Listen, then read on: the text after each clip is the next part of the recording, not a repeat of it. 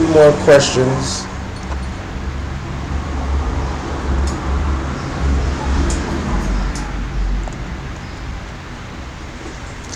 Question from Brother Gary.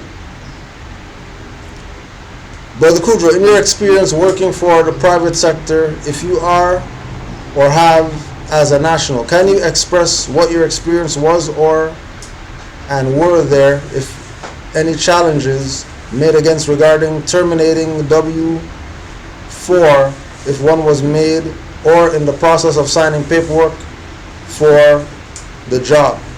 If you go to RV Bay Publications, under the books, they have a book about what's it called? Moorish civics or something like that. Something to do with civics. Little booklet that'll have the whole thing with the W-4 and all the forms and all that. Get that book. My experience working for private sector.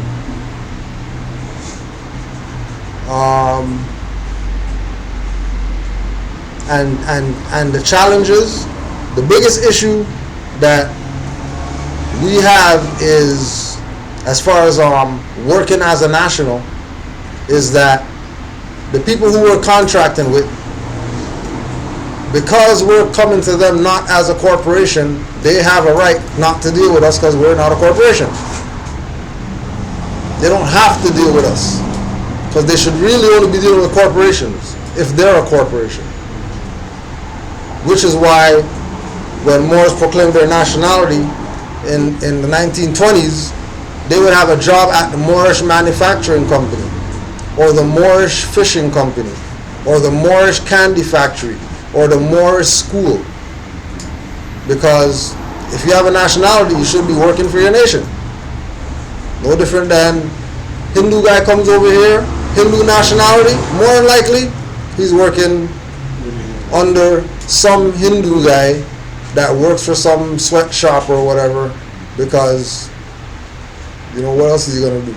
Or they have their nationality as a background to qualify them for whatever jobs that they want to get, and they could get them, right? The problem again with us is that people are going to go, if you say you're more, I have a nationality, you need to hire me, right? First thing they're going to do is go look up your stuff and see how come you don't got no stuff to work at. Nobody else coming around here talking about giving me jobs to some European.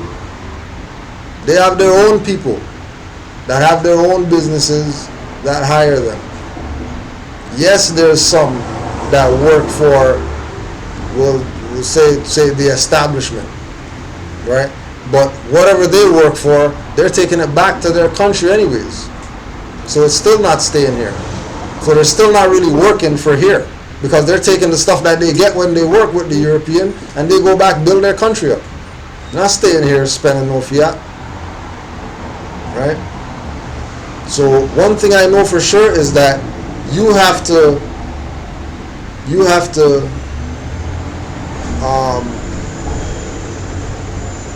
know that you might lose, you might gain. It really depends on your position in dealing with them. If you know that you are destitute looking for something to do and you have no trade skills or whatever like that, and somebody says, yeah, I'll give you a job or whatever, you know what I mean? If you haven't been exercising in your free national name for at least a year, 2 years, you might want to just learn to live within contracts, go contract and get that fiat that you need to live whatever it is that you need it for.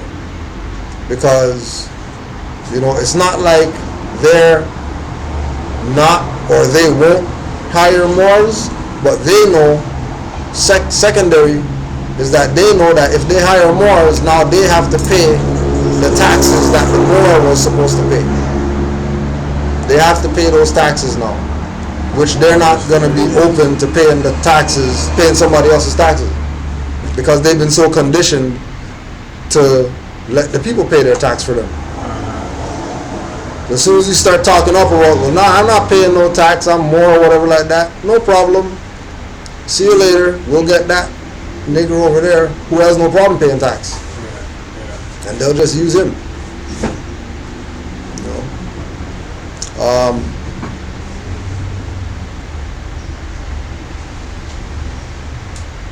Question regarding the subject matter jurisdiction. I comprehend the scenario that was stated in the Back to Basics jurisdiction trip hazards. Can you elaborate a little further on subject matter jurisdiction? So just leave jurisdiction out and then look at it as subject matter, right?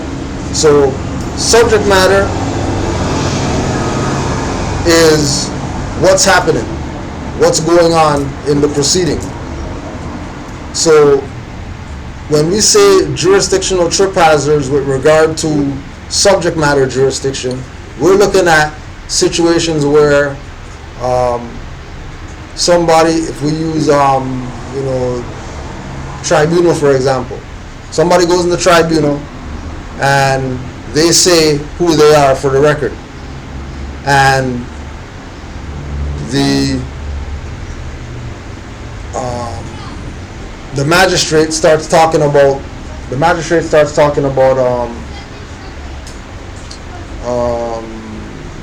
take your fez off, and then you start talking about why you don't need to take the fez off. You just got in the jurisdiction talking subject matter, because fez on is not anything that you were there for. So the fact that you're talking about that when you shouldn't be talking about that, you just gave them jurisdiction by speaking about subject matter, because you weren't there to talk about whether your fez on, why you don't have a fez on, right? Subject matter jurisdiction is you come in there saying, I am who I am or whatever like that. They say fine, we recognize that. What province are we in? What province are we in? They just ask you something. Huh? Yeah, they just ask you whatever question. What province are we in?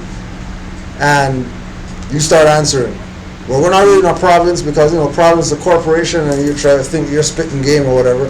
You just got into jurisdiction talking about stuff that had nothing to do with what you should be talking about. So you just tell them that's not what I'm here for.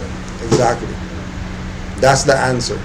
So when you're defending your right to wear your fez in the tribunal, you don't even address that question. Well, if you are defending it, their claim should have came at the door when you walked in. So how they move is gonna let you know that they're trying to play, right? Because if they're gonna say your fez is whatever, the deal is and you've been in the court for an hour, clearly they're playing you. The deal is when you walk through that door with a baseball cap on, they're telling you to take it off Right away. from the door. From the door.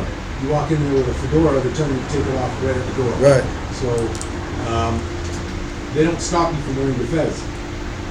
And again, if they stop you an hour in court, you've been sitting there an hour with a fez on, and then when you go up, now they want to talk about why you got your fez on, take that off or whatever, when they should have told you from the door. That should let you know that they're trying to claim jurisdiction under subject matter. And then you realize that when you see the Hindustan walking with his turban on, you never say squat to him. Yeah.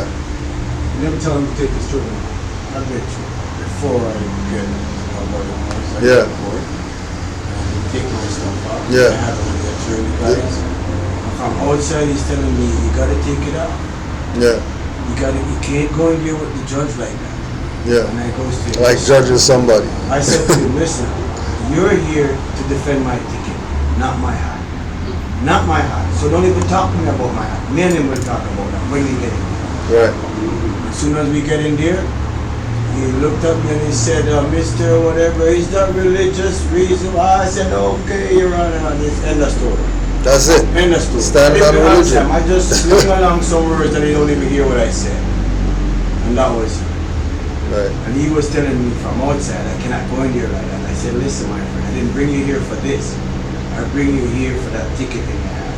That's all. So if they were to refer to anything, any article on your body or something about you, ask you a question, how does that relate back to like the thing they're trying to get in there? It doesn't. They're just trying to get you into jurisdiction. Yeah. So they're creating a new jurisdiction. Yeah. Yeah. That's exactly what they're doing. The first question should be, when he asks you a question, is you would say, objection, where is your delegation of authority order? And that would be your first response. We're not going anywhere until I hear about your delegation of authority order, because you could just be the janitor. So I need to know who you are. Before we discuss anything. Before we discuss anything. All right, well, we're here for case whatever. Objection, where's your delegation of authority order? A lot of the times, what will happen is you then have a standoff. You're there, you're taking a day off work, and then what you realize is that you can get into it with him, but they're just going to hold that down until tomorrow. So remember, they're getting paid to play games with you. They're getting paid to do something else. So ultimately, you may then at that point need to acquiesce and sort of say, all right, I'm here to deal with this matter. Yeah. All right, let's just set trial. Right. Because it's never going to be decided at that, because that's not even That's a not court. the venue. That's not even a court. So you have to then weigh the pros and cons, because ultimately your paperwork even before that should stop all of that stuff. Paperwork that you sent in before should have it where you go in and there's not even anything going on there. Exactly. What are you doing here? That should be what it is, but it's not. So what happens is you get into this situation where you can even say, hey, my paperwork stands for me, but then you may end up back at your domicile and there'll be a couple of their henchmen waiting to take you. Yeah. So you have to sort of realize that what it is that they're testing you to see exactly what level of stuff is, because they know what's going on. So they're going to test you. They're going to test you with all those games, and they're going to see how far along you can go. And most of the time what you want to do is you want to get it to a point where it becomes a trial, where it becomes a transcript, where it becomes on the record, and then what you've got is you've got a real situation for them. You hem them in, right? By the fact that they start speaking on the record about stuff that then becomes stuff that becomes appellate stuff, right? And then at the end of the day, and this is where it is, and this is what when you start to do the knowledge and you start to realize, you're like, holy shit, this is the game here. Right? The game is that they're being paid to mess with you. You're doing work other places, and you're trying to defend them. You're trying to keep them out of your pockets. And when it's on the record, So when it's on the record, then what happens is the so-called judicial system, which has been set up to be fair and impartial, then hopefully along the line you're going to get someone there who says, Who's fair and impartial? I don't want this to go, because remember, there's two types of there's case law, and then there's common law. And case law is sort of stuff that is predicated on stuff that has come before. So what happens is if you've got someone who is breaking the law, who is in a position of power, and then they have to overturn that, because somewhere along the line, someone who has to sort of be in a fair and impartial position has to adjudicate on that, and there's actual law. That's where they've come in and taken the law, and then they're holding you to the law while breaking the law. While breaking the law. See what I'm saying? So ultimately down the line, you're upstairs with some guy in the Supreme Court who's trying to pretend like he's the law, right? So for him to pretend to be the law, he's got to follow the law, and the laws are written down in these books that don't change or pass away.